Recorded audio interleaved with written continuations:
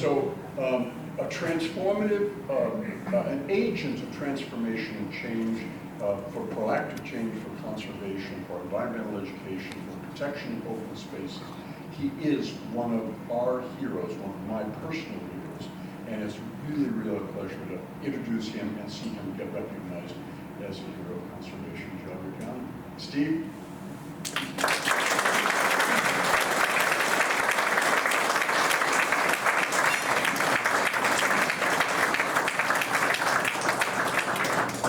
Thanks, Harvey. With our history, I didn't know what you were going to say.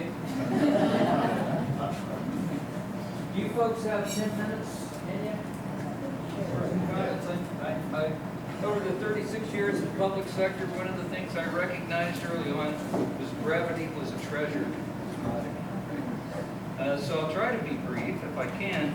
I want to say a couple things. First of all, never underestimate the importance of the work that you do. You don't know how you're going to touch people's lives and what manifestation it does. Anyway, sorry. I had a pretty serious accident back in June. This is my first public presentation, so Harvey's on the standby in case I need some help reading this. You know, although my father was an avid outdoorsman, it never occurred to me to consider this field until I took a summer job in 1976 at Bruckner Nature Center, and I literally was hired to entertain migrant workers' children. And so the staff didn't want anything to do with that. I built my own nature programs, and at the end of the summer, I had a great time. I went back to Miami. I changed my major to environmental studies. My junior year, I was doing undergraduate research on the Little Miami River, and I made several contacts at the Greene County Park System, and ultimately that led to a full-time position in 1980. Now, Greene County was just east of Dayton, and is known for the Xenia tornado, and also the birthplace of Tecumseh. That's what I claim to be. And it was famous in other ways too. Ed Dresser was the director and known for his grant writing abilities, and the agency simply ran on grants. Now when Reagan, this is another by statement here, you've got to reach out to people. You know, you can't be insular. These are difficult times right now. And so stepping across the line and engaging other people is incredibly important. So Reagan took office in 1981. He refused to release the grant funds that were approved by Congress, and that agency had a 70% reduction in our operating budget. So I later swore that I never worked for an agency that didn't have a solid, stable, adequate funding. I did learn a great deal down there. While working there, I was constantly acquiring additional responsibilities, reclassified a bunch of times. By the time I left, I was writing 2 or 3 land and water conservation grants a year, soliciting contributions from philanthropic organizations as well as individuals.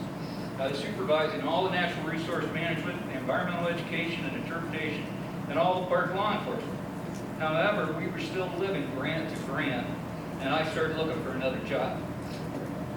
Now, one of the cool things about working there is Ed Dressler believed in me, and he started taking me early on to the Park District Directors meetings in Columbus, Ohio, and this experience was invaluable. I had the opportunity to see how all of these other agencies ran and what the philosophy was of the various directors. And that's where I met Don Meyer. And did anybody in this room know Don? He was, Dan Beston. He was an observant man of few words. And we had spoken on a couple occasions, and Geauga Park District had a reputation of being a conservation-first agency with very few programs. And they passed a new levy in 1986. They posted an opening for a deputy director in the winter of '87. I applied, was interviewed by Don and the board, and offered the job. So I arranged to drive up, spend the day with Don after accepting the position, and we toured the parks and all of Geauga County in his personal S10 pickup truck that happened to have a park radio mounted on the floor. And that was pretty unusual. He told me there was a problem with Kelso Lake acquisition and subsequent land and water conservation fund reimbursement.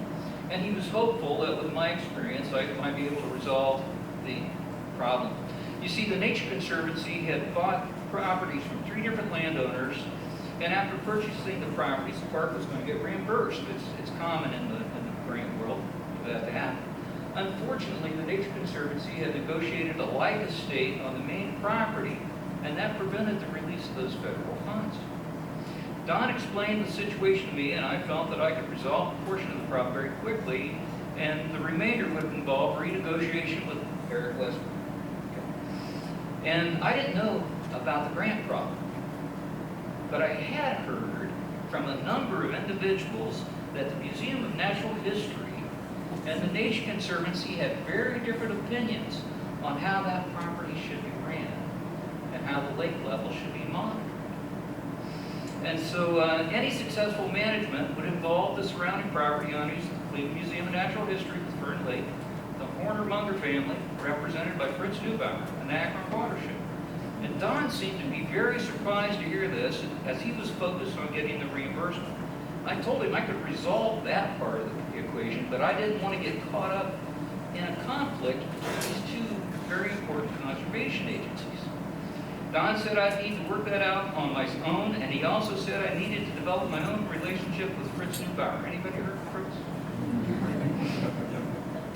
And Don seemed very surprised to hear about this. He was focused on getting that reimbursement. He had told people, if we don't get that reimbursement, we're going to lay people off. And he was dead serious about that. Now, he said that Fritz was a war hero in the minds of many people, a living legend. And people either hated him or they loved him. And I had to establish my own relationship. We talked at length about park programming. And this is a recurring theme that we hear from time to time. He saw the potential for parks to be overused, destroyed by the very essence of why they were preserved. And he clearly had mixed emotions about publicity and park visitation. He said it'd be my challenge to deal with that, and then he went on to drop a real bomb. Now remember, I was 31 years old at the time, and I was being offered a position at the 6th largest park district in the state, so I was pretty jazzed about that. Don said he had terminal cancer and had a short time to live, and I realized he was hiring me to be his replacement. It was about a 3.5-hour home drive for me to get back home to Beaver Creek, and my head was spinning the entire way. I intended to start July 1st, but Don died a few weeks after we toured the parks, and I started as acting director in the middle of June. The only other staff person I had met was Nate Fink, who was a very eccentric naturalist. He was part-time, and Don had told me Nate agonized over having too many people show up for a nature walk. His idea number was somewhere between 4 and 8. He was on leave. Don had hired Heidi Curtin as a naturalist, and her vivacious personality and approach to programming was a sharp contrast to Nate, and as Nate was transitioning out, Dan Best was hired. And so on my first day there, if you don't mind a little bit of side stories here, I found out there was a bid opening for the Waldersee Best Wildlife Preserve, which, by the way, out on the table, I've got some paraphernalia and memorabilia from those times. And the opening was at 2 o'clock, so I called in a meeting with the department managers, Heidi, Nick Fishbach, and Tom Duvall. And the park headquarters at the time was on Robinson Road, which was a gravel road at that time. The park headquarters were located in a very small house trailer. And my office was in the back bedroom, and it was very small. It had room for my desk, file cabinets, a chair, and 2 folding chairs, and that is it. And so when I rolled out the plans for the Waldersee Best Wildlife Reserve, I realized that Tom and Nick hadn't seen them. And Heidi had only seen the concept drawings. Don was very close to his vest and his cards. But the project went on without much of a glitch, except for a bulldozer hit a patch of quicksand and was nearly buried. Right there at the Best Sand Quarry, during that project, I wound up getting a donation from Jerry Peterson. And he gave us a lot of large pine trees, plus a tree spade, plus a crew to plant them all.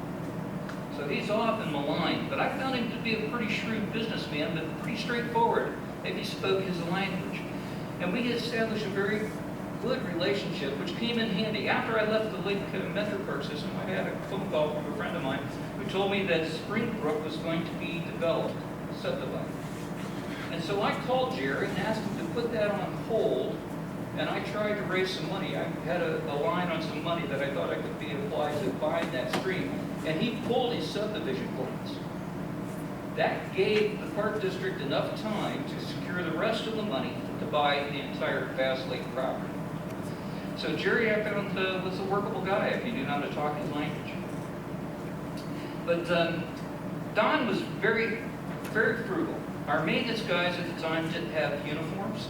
They split 14 cords of wood for the sugar house by hand. And when Tom told me that, I asked him, I said, do we use rocks to drive nails? And Don kept all of his notes by hand on a pencil and paper and a graph sheet. And the office minutes and correspondence were all typed. The park system did not own a computer or printer, and it was truly remarkable, and I started addressing all of these shortcomings as I saw those shortcomings. And it was clear to everyone that we'd outgrown the house trailer.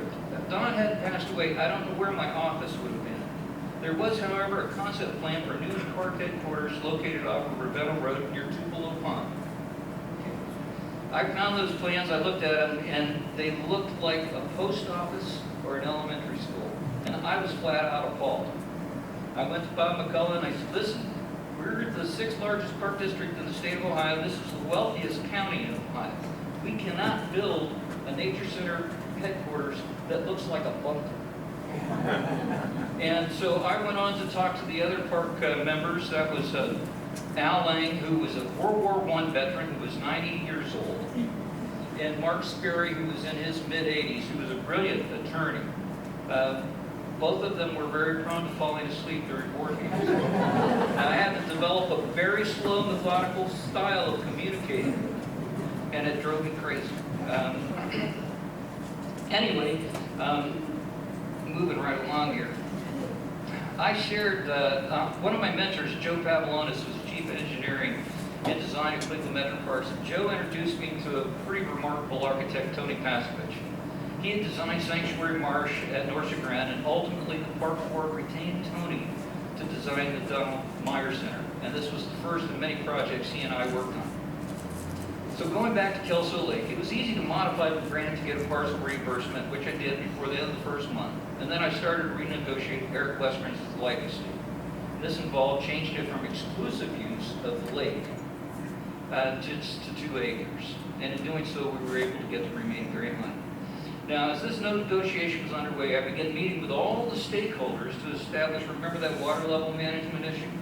I started meeting with all the individual agencies involved one-on-one. I'd take them on a canoe out in the lake. I'd ask them questions till somebody would say, I don't know.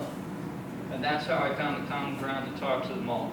That was Al Krieger from the City of Geauga, Akron, Jim Bissell from the museum, Jeff Newt from the Nature Conservancy. Akron was in ambivalent, but it was clear the museum and the Nature Conservancy had different opinions. Fritz was the last stakeholder I met with. I wanted to have everybody on the same page if possible before I met with him. And Bissell suggested when I went to meet with him to take a 6-pack of beer. And that was really good advice as it turned out. Doug Horner set up a lunch meeting at Hickory Lake Tavern. Ever been there? Okay. Fritz came into that place and everybody lit up like he was the chief of the military or something. People were hugging him and everything, and I thought, holy God, what is going on here? He told me all about the wetlands. He invited me to take a tour of his property at his game farm. And he showed me about how he built wetlands. I found him to be very engaging with an innovative approach to wetland construction. He basically emulated beavers. He built these non-traditional wetlands. They were unorthodox, but his approach was brilliant. He disturbed a very small amount of topsoil, which resulted in very few non-native invasives coming in. Nobody was approaching it this way. Nobody in the state of Ohio, or anybody I came across. I was with the Geauga Park District for 18 months, and 12 months into my tenure, I found myself in a very interesting position. Harvey alluded to it. Lake Metro Parks had hired a very innovative, dynamic director, Leon Younger, had a national reputation, was on a national speaking circuit. Absolutely nothing, though, in his background about natural resource management. We were going to a conference in Cincinnati, Ohio. We rode together. By the time we hit Columbus, he offered me a job. And I told him, I don't want to leave Geauga Park District. It's my dream job. By the time we hit Columbus, or left Columbus, he was up to 40% of a salary boost for me. I had 3 little kids at home. I had to take that seriously. I talked to Bob about it, McCullough, and he says, we knew we couldn't keep you long. So in the short time I was there, I felt like I had a very significant impact on the park system. I learned a great deal, including things that helped me through the rest of my career. I met some wonderful people, lifelong friends like Dan, Les Obert, Fritz, and Tony Pasovich. I was delighted to introduce the park system to Tony because he designed so many other buildings and structures for the park system, giving the park system that very signature look at the trailheads and whatnot. He did some marvelous work. But the insights I gained from Fritz paid huge dividends for wetland mitigation projects at Lake Metro Parks and on several private projects. Clearly, this experience influenced my contribution to the biggest one that I was involved with at Howard Marsh. While working for the Toledo Metro Parks, at the time it was constructed, they were going to build it like a big bathtub.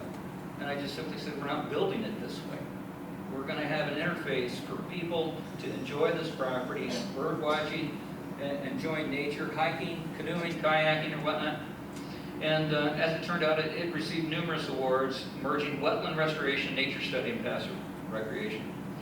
But I've continued to enjoy and be proud of the Geauga Park District, and I've had the pleasure of being peripherally involved in a number of projects as time's gone by. Years ago, I was so intrigued about the park system located in the snow belt, and I considered it a true privilege to have worked for the agency, and I'm both proud and humbled with this recognition. And good luck to you in the work that you do. It's incredibly important to reach out and engage people and pull people into this mission, especially at a time when it's easier to just hunker down and talk to the choir. So thank you very much, and I really appreciate being recognized. Good luck to you all. Thank you.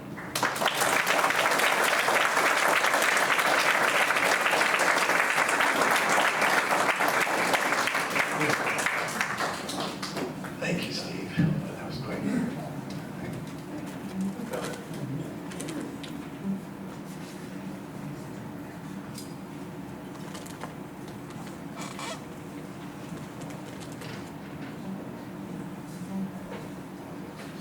Well, our next individual is not an individual, it's a group.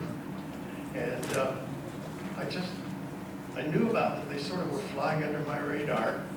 And then friend Dan Best said, well, take a look at these folks. So they have a website, and it's a pretty incredible website. And it's pretty incredible what they do on their web as an organization, and as described on their website. One of the most exciting things for me was to find out about the Envirothon. Now, I'd heard about the Envirothon and high school students and what they did, but I didn't realize what an extensive thing it was, and what it was a national organization, and how cool it was. The other thing is, about 20-some years ago, back in the dark age, shortly after they had invented the wheel, I was teaching high school at the Temple of Doom Senior High School. That's where I went. No, I was at Riverside High School, and I had an opportunity to work with the biology teacher who was teaching them dance biology, and she took her students down to the Grand River. The high school is about a quarter mile, and so we could walk down there.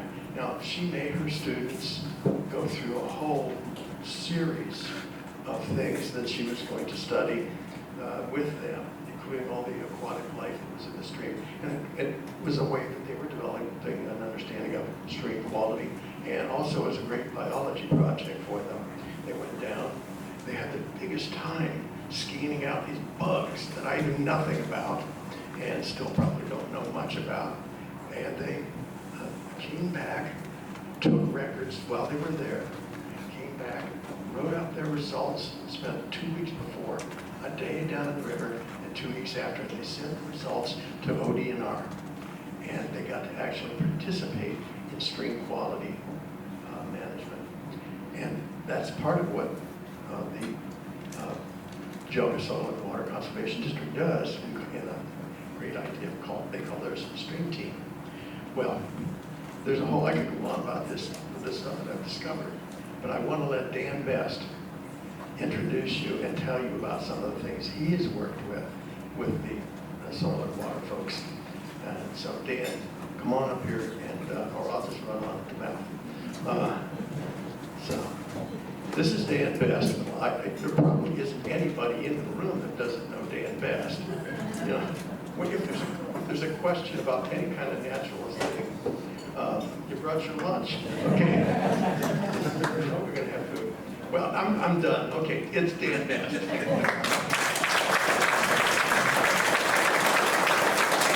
Thank you, Dave. Thank you. All right, before I get into my part of it here, Steve Maidwell, oh my gosh, yes, I had the privilege of working under him at Geauga Park. He's been a huge influence on me ever since. To be so eloquently introduced by Harvey Webster and Steve, he really schooled this group here in some major events, history of conservation in Geauga County. Wow. Fritz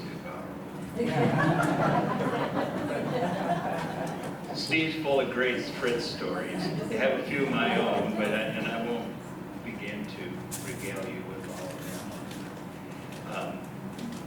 But remember the time we did go to the Hickory Lakes Inn with Fritz, and he had his big Dodge Ram Charger, all hand spray painted with camouflage and fly rods, you know, on it like ladders on a fire truck, and he had 5-gallon buckets with snapping turtles in them. And he had about 10 to a dozen Labrador retrievers in his vehicle with him. When we came out after lunch, we had to give Fritz a jump because one of his labs had laid on the brake pedal.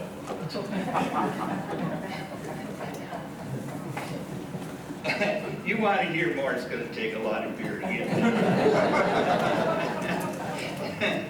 So, all right, the Geauga Soil and Water Conservation District. Yeah, this is currently is an all-female staff of talented, capable, skilled women that just have a wide scope of responsibilities.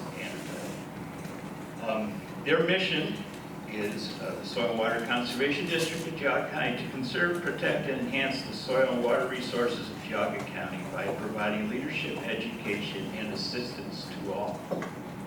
Now, there's more about who they are, what they do, and so